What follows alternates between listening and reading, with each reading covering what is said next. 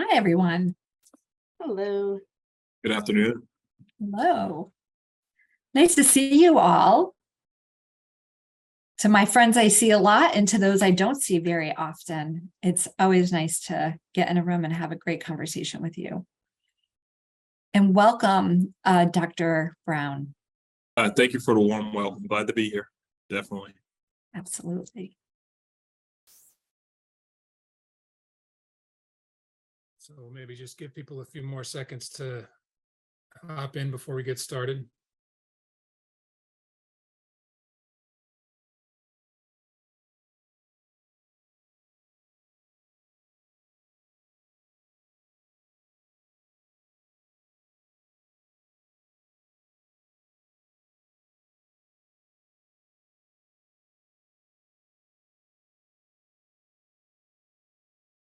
There is a link in the chat if anyone's interested in kind of some of the topics we're going to discuss.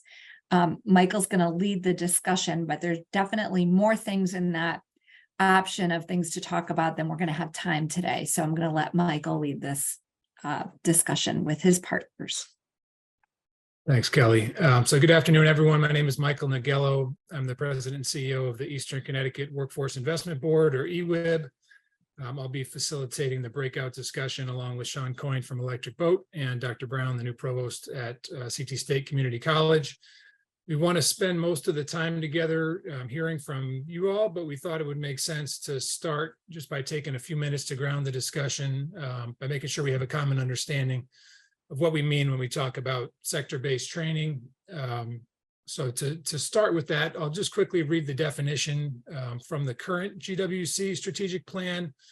The plan says sector-based training strategies address specific workforce shortages or skills mismatches that limit business profitability and growth. They can provide immediate in-demand employment opportunities for job seekers while providing a long-term talent pipeline for businesses. These training strategies require partnerships among employers, educators, training providers, and workforce boards. The most effective partnerships provide a durable feedback loop among all partners that rapidly converts labor market needs into ready talent in an inclusive, cost-effective manner. So definitely a lot to unpack there. We thought it would be helpful just to start with kind of making it a little bit more concrete.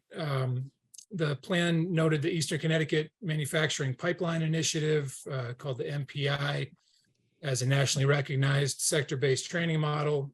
Since the plan came out in 2020, the state has used the Career Connect program to replicate the MPI model in other regions and other high-demand industries.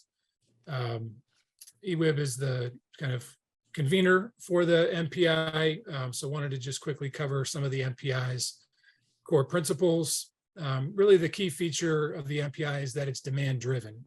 When I say that, I mean that it responds really to employer pull rather than push from job seekers or training partners. So essentially we do not run MPI training unless our employer partners tell us that they have an immediate hiring need. So we know that the students will have a job, waiting for them on the other side of that training, or in a lot of cases, they're already hired before they're done with the program. The program relies on coordinating partners and leveraging resources of partner systems, including the American Job Centers, the workforce boards, the community colleges, the tech high schools, and adult ed.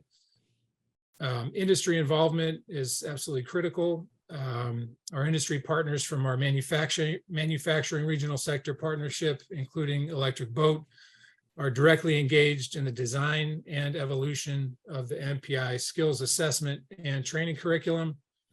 And the industry validated assessment is used to identify candidates with transferable skills to manufacturing to determine which candidates are most likely to succeed in training and in the manufacturing workplace. And then the main component of the program is a short-term intensive occupational training at a community college.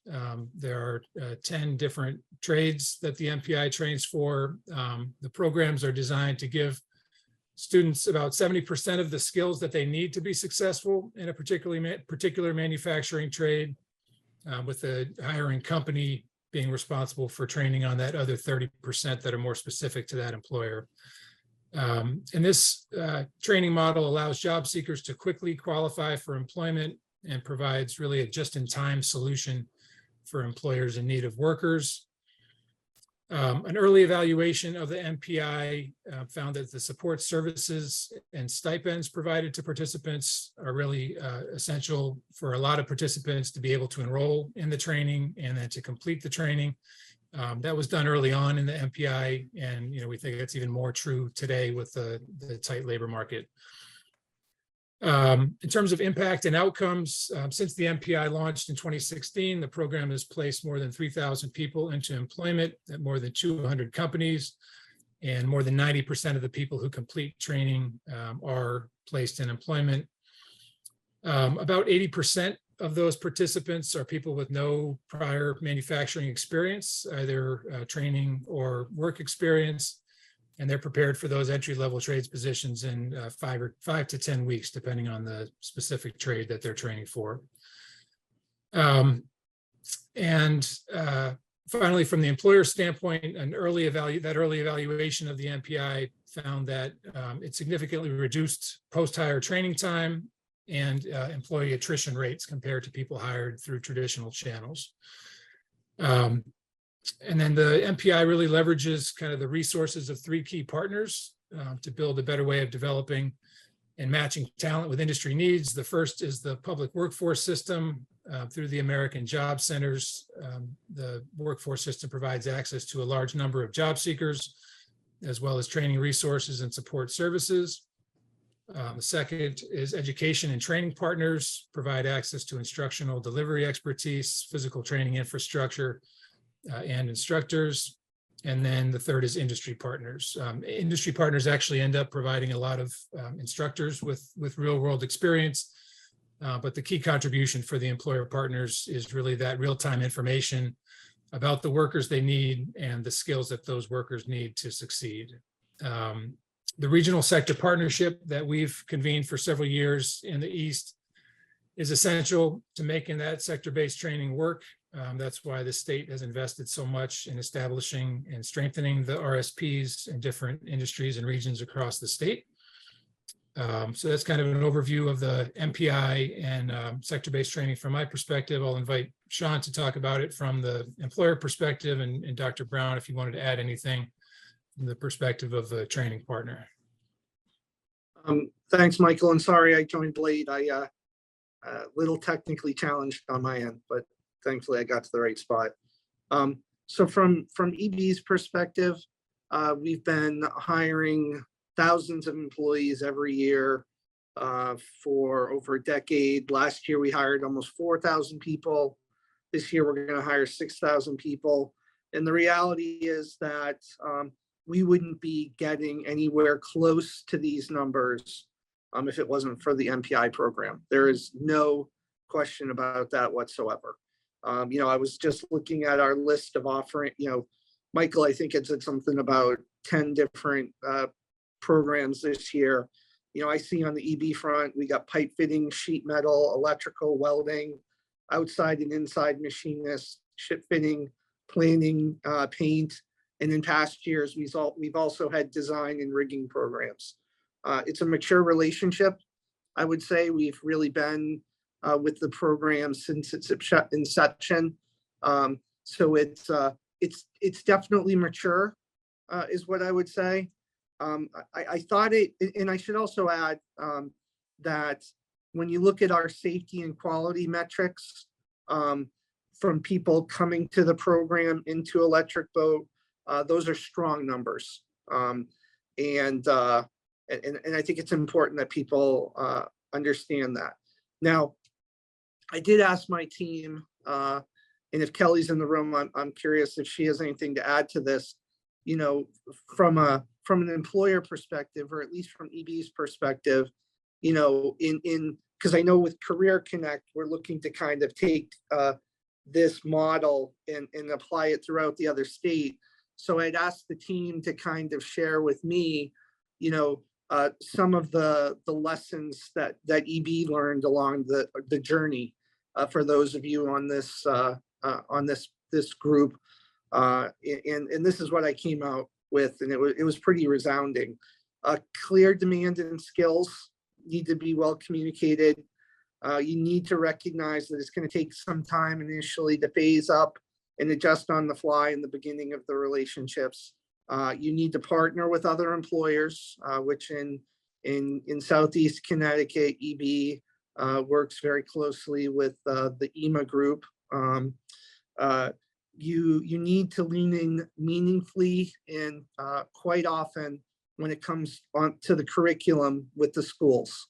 That there is a lot of time and effort by my team that still goes into that. And then also you, at least at Electric Boat, we had to get internal buy-in from a lot of hiring managers who felt like they could do the training themselves better than anybody else. So they felt through OJT that they could get these results. And so there was a fair amount of work that EB had to do out of the gate to kind of change that line of thinking. So those are kind of like my high level inputs that I wanted to share, at least from one manufacturer's perspective when it comes to the MPI.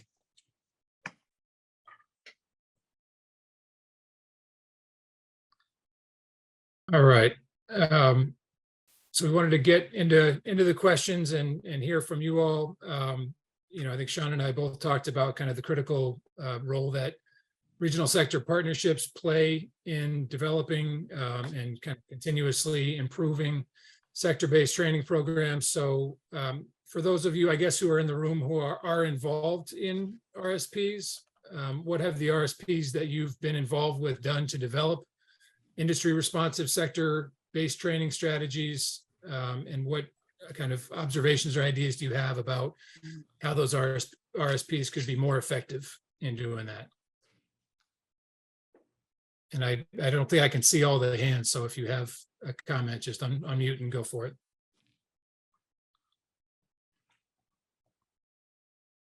Yes, go ahead. I see your hand up.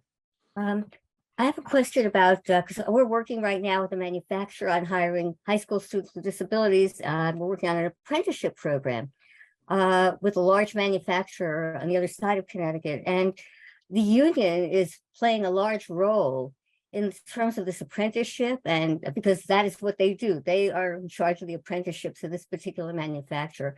What is the role of the unions in your particular recruiting and training and apprenticeship program? I mean, at Electric Boat, there's a strong partnership between us and our three major unions.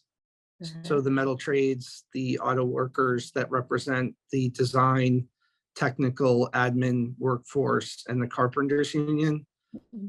In probably every one, not just apprenticeships, but in every one of those, to the point now where we're launching like an ambassador program to help us with to get more involved in the hiring process. So there's a strong interest on their part to help us out there. So yeah, again, it's just my one experience, but yeah, they're integral for us.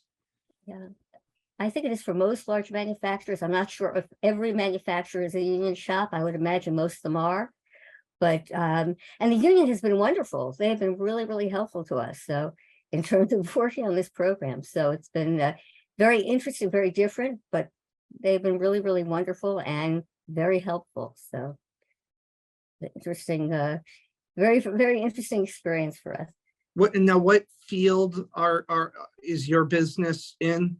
Okay, well, disability. Are you like manufacturing or service? Like, where are you? Yeah.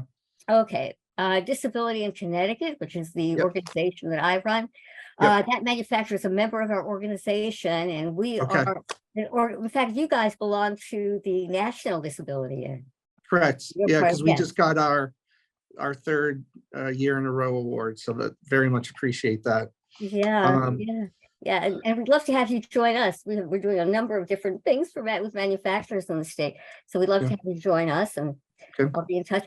But and I was just curious because the unions play such a large role in the program that we're working on in terms of hiring high school students with disabilities. I was just curious how that worked at Electric Boat.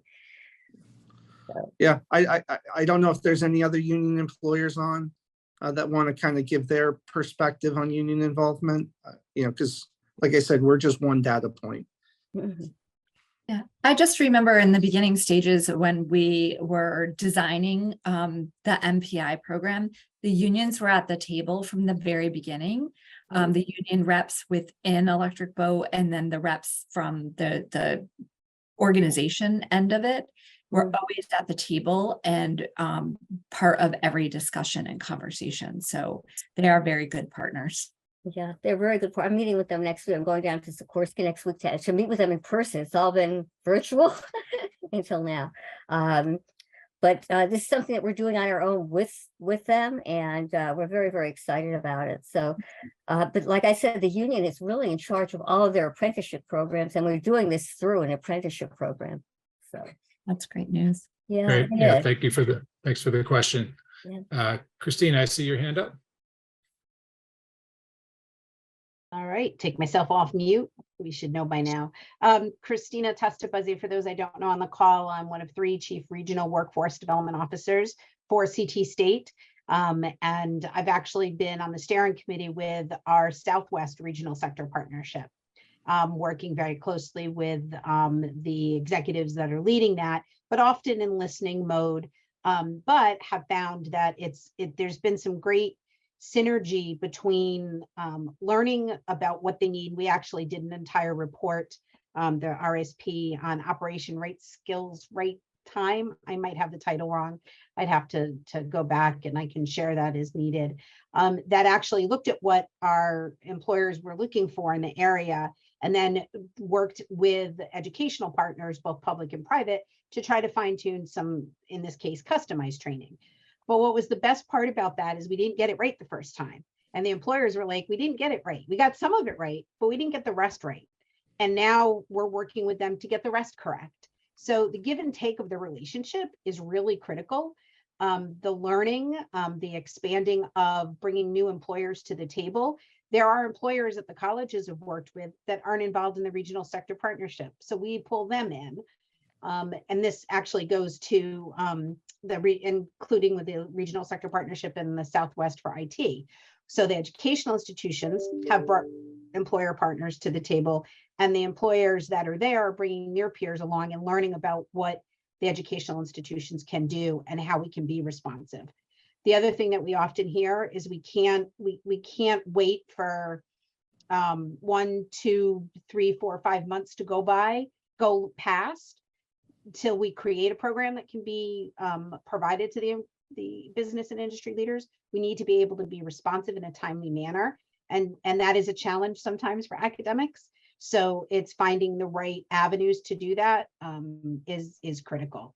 So I think that the regional sector partnership has really provided a lot of give and take and relationship building, and it provides a safe environment to say, we got it wrong, you got it wrong. I've heard manufacturers say, wow, we didn't do that so well, we've got to do it better. Oh, I see my colleague Mike just raised his hand. So speaking of the regional sector partnership, so that's what we have gotten out of it, and stand ready to continue to learn and develop and grow out of it.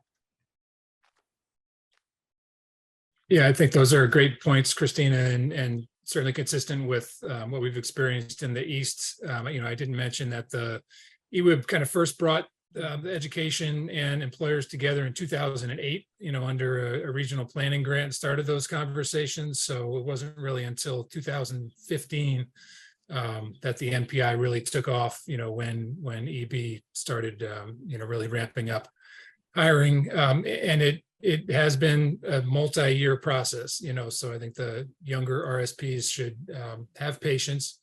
And over those years, we've definitely seen the community colleges in our region, QV and Three Rivers, become much, much more agile and responsive and, able to create and launch programs kind of on the fly and really respond in a matter of weeks when employers say we need, 24 welders in a couple months. So, Michael? Yeah, I'm Mike Rocheleau. I'm a member of the leadership team for the Southwest Regional Sector Partnership and with a company called PTA Plastics. And I can appreciate so much of what Kristina said. We're just figuring out how this waltz needs to go. I mean, it's kind of where we're at, and I think maybe a little bit of difference is that I've seen from the conversations of what occurred in the East. There was, with General Dynamics EB, there's a huge anchor with the population that needed to be supported.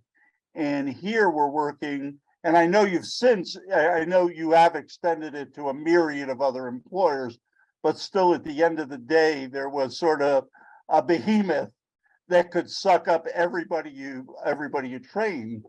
Whereas we're working, across employers, 25 to 150 employees with some synergies and some differences. And it's understanding from an employer perspective how we coalesce around the core competencies that apply to all the companies, and that you own the responsibility for the unique stuff after you get a trained individual. It's that kind of continued training. So yeah, we had a false start. We're regrouping. I think we ended up with some robust input surrounding probably 10 occupations, and some of those will be able to take a slice, and some of it a very substantial slice out of the Skill Up program that was developed through the MPI, and others are going to have some coordination. And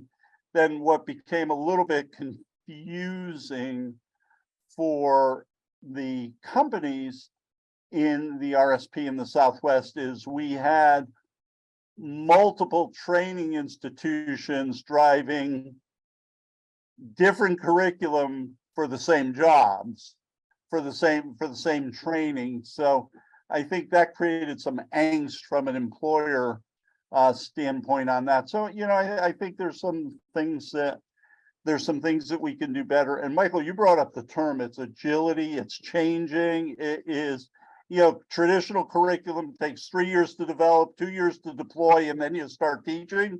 And by the time you do that, the curriculum's stale. I mean, that's hyperbole, but maybe not total hyperbole. Hey, Michael, Look at it. So it's about, it's about responsiveness. It's about agility. It's about, reacting, being able to react quickly within the academic infrastructure too, that I think both sides need to be sensitive to. We can't expect everything, and the academic side needs to understand the rate of change, that needs to be supported. So, Michael, do you think that there's some strong advantages for maybe smaller, medium-sized businesses as opposed to somebody like Electric Boat, where it sometimes being like doing change management here can take time because it's just there's a lot of pillars that you have to work through, whereas and I'm just speculating, I'm just curious whether you or Kristina want to kind of tackle that perspective from this topic. What do you think? I can share a little bit of my viewpoint. Again, we're small companies. There's owner founder involvement. There's we often find it difficult to compete and with some large organizations, compete on wages, compete on benefits. So we do the best we can surrounding everything. So we need to wring the most we can out of every single program. And at the most senior, there's I walk out of my office and I'm 50 feet from the shop floor, understanding and seeing and knowing what's going on and seeing some of the frustration, see what happened. So then I go back and I want something to happen like yesterday. So by nature, I've got a really tiny attention span, and I'm highly motivated to make change. So that's also that's a curse and a blessing. Oftentimes more a curse than a blessing, but it's I want it and I want it now, and I want it perfect.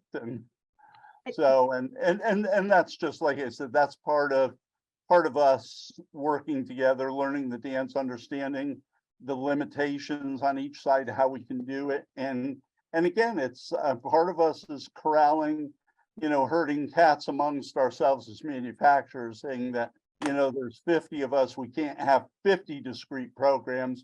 We have to have one or two, and understand that depending on whose company is, it'll hit 70% of the needs or 90% of the needs, but that's okay, And I think the other piece is that the RSPs, I think, are huge. Well, my observation is I've seen smaller and mid-sized companies, in our IT one in particular, actually come together, and that when they join forces and say they need the training, they all need similar training, then as a group, the educational institution can respond to multiple companies in one shot. So I think that there's a huge benefit that we see, that I've witnessed as an observer of the companies, is that together, they actually come together to articulate what they need. And then we can deliver the training in one swoop, right? Rather than, we can't do training for one person. But if that company has one person that needs to be upskilled and another company has 10, and maybe we have our friends at ASML, I'm not sure if anybody's on, if Trevor or anybody is on right now, but if they have the behemoth amount and I can add 3 more people to the training we're doing from them, from Mike's company, then that's a win for everybody involved. Right. Yeah, I think that's an important point. So Dr. Brown, I see you've got your hand up for maybe a comment, but I'll also pass it over to you to ask some questions for the group. No, this is the right conversation. Being a newcomer to this particular system, but having come from another system that was really big in workforce development in North Carolina and economic development conversations and training needs. Michael, I definitely respect what you're saying as relates to the turnaround time that you all as employers are looking for, and what seems to be the slow pace of business in some settings and previous settings before in academia. But I'll tell you, one of the things that I know and I've learned from the team here so far, we're definitely looking to charge ahead and move forward with the pace of business. When you're talking about curriculum programs, because I am the academic lead for both credit and non-credit or short-term training or whatever the case may be, working with this great team here, basically the non-credit opportunity provides that nimbleness, that flexibility, that quick turnaround time. And that's what we're committed to doing and really ramping that up moving forward. So I just wanted to put that plug out there with Kristina. I think Diane is online as well, and others. And of course, although President Meduco is not here for this particular discussion, I know that we have also had conversations about the pace of business and responding to industry needs as well. So just wanted to share that highlight with you in conversation. That's really encouraging from my perspective to hear, because we're going to be successful. It's not a transaction, it's a relationship, and it's trust, and it's dialogue, and it's it's all of that, and when we talk about the number of small companies, I just look at the core leadership team, not everybody that's participating in the Southwest RSP, but the core leadership team. And we aggregate to about 2,000 employees in that core leadership group. Never mind if we extend it further. So, that becomes, when we can work together and collaborate together, it becomes a force multiplier on that. It's 1 + 1 is 3. Kelly, go ahead. Yeah, thank you. This is great discussion. I just want to make a couple comments. I think, with the consolidation of the community college system, I think you're going to see a rapid acceleration of the ability to share curriculum and to be more responsive, instead of each institution doing kind of their own thing. They're working together as a system. So I think that's really exciting. I know we've had issues like sharing curriculum across boards and sharing different resources and faculty.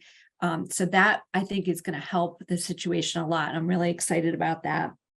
And the other point I wanted to make here too is, and I think Steve up at Quinnipiac Quinnebog has had a lot of success with stackable credentials and ensuring that the non-credit training programs have the people coming out of those programs have the ability to assess for credit and then jump right into those short-term credit training programs, and how we can develop that bridge to employees so that they can continue to upscale, because it's not one and done, not in any industry, manufacturing, healthcare, IT, any of them, right? We have to be thinking about our careers on a continuum of learning.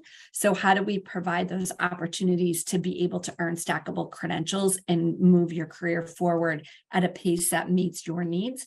And I think Steve's done a great job at translating the number of people in those non-credit programs into his credit programs.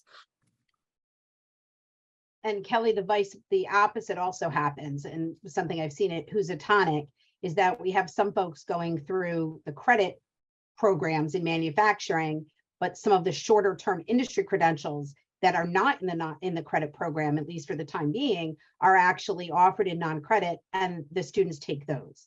So it's also a way to enhance the credit curriculum at the same time as well. I think one thing that I'd like to pose to the group, if I may, is one of the things that we're seeing, especially in the IT industry, is that the non-credit credentials alone aren't enough, and employers are looking for some work-based learning experiences on top of that. So I'm wondering if any of you have thought about how we can start incorporating workplace learning experiences during short-term sector-based training programs. Maybe we have to make the program a little bit longer, but we're providing those program participants with real-world experience that they can take with them into their employers. I think this is really key, mostly for the IT sector, maybe than some of the other sectors. But I know, Kristina, you've been talking to a lot of employers in all of these sectors. So interested in any of your perspectives on that.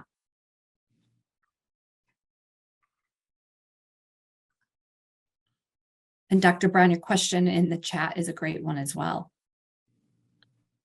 Michael, is that a new hand? Yeah. When we take a look, and I agree on stack credentialing being very powerful in the IT world. In fact, I'm having that discussion with some career development with the IT team who works and reports up through me. But it goes beyond that. When we take things like, when you pick an element of Industry 4.0, okay, whether it's robotics, whether it's automation, whether it's additive, all those things that can be driven and we have requirements for, that is applicable in virtually should be applicable in all SMMs. And if it's not, they're not going to be around. So it really is applicable across the board. So there's an opportunity for credentialing and work-based learning accompanying classroom and the academic scenario that should be able to be transferable across multiple small to mid-sized manufacturers, certainly from that perspective, whether it's it's an extension out, whether it's programming PLCs, ladder logic, whatever you want to take on that. Design for additive is an area. I had interns in here last week, and one of the interns said, well, is there credentials necessarily for additive manufacturing? And we kind of hemmed and hawed around and said no, but one thing you can train on and get credentialed in is design for additive, because you don't need to box yourself into traditional product or part design in the additive manufacturing world, and things change. What we do in subtractive manufacturing, be it machining or whatever else, it's the complete opposite in additive. So you've got a shifting paradigm there. Those are the things that are globally applicable, just one little, anecdotal piece that could be. That's great. Thanks, Mike. Steve, you want to jump in? Yeah, I just wanted to, what Kelly was talking about in the awarding of credits through the different programs. Originally, it was a recruiting tool because we wanted to reach out to technical high school grads to expand their education and move towards a degree. So we took a look at what they were learning in the technical high schools, give them a credit by exam, award credits, move on towards a certificate or degree. And then when we moved into the MPI program, the idea was, okay, we're teaching these blueprint and math classes to these short-term training people. Absolutely, they should be rewarded with some credits for those programs as well. And we use that as a recruiting tool to pursue more education for them as well. So the other piece of this is the long-term credit program that all of the colleges are running. We're taking our students and we're trying to put them in the workplace as soon as possible. So that's basically, whether you want to call it a paid internship, part-time employment, whatever it is, speeds up the entire process of that, instructional side of what we're trying to teach. And that's been a really big piece of how we're going to move short-term training into, shorter term training, depending on how you look at it. But the more we can get somebody on the floor, the faster we can, we meet these workforce development goals and objectives, and it's worked out great in our area. Great. So I think we just got our 3-minute warning. Dr. Brown, I know you've got a question for the group. Yeah, look, thank you. And this is definitely rich conversation. And I did put this in the chat, but I just wanted to make sure that we gave it a little bit more attention, just to be sure, basically, how do we better coordinate sector-based training demands with higher education coursework and scheduling? And so again, we wanted to get your feedback and perspective on that. And I'll pause.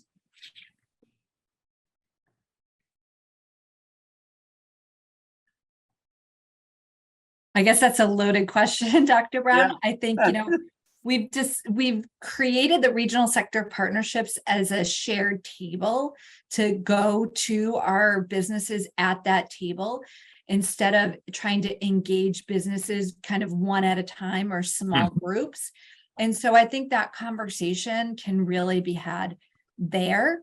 And, I think bringing up, the scheduling demands of students and thinking of non-traditional students don't always have the time to take a traditional academic approach to their higher education learning is a really, really central, important point to how we move students through our higher education system on that continuum from non-credit to credit. Because the credit component is still really important. We don't want to say you don't ever need that, but you might not start there. But let's try to get you as far down that path as we can throughout the course of your career.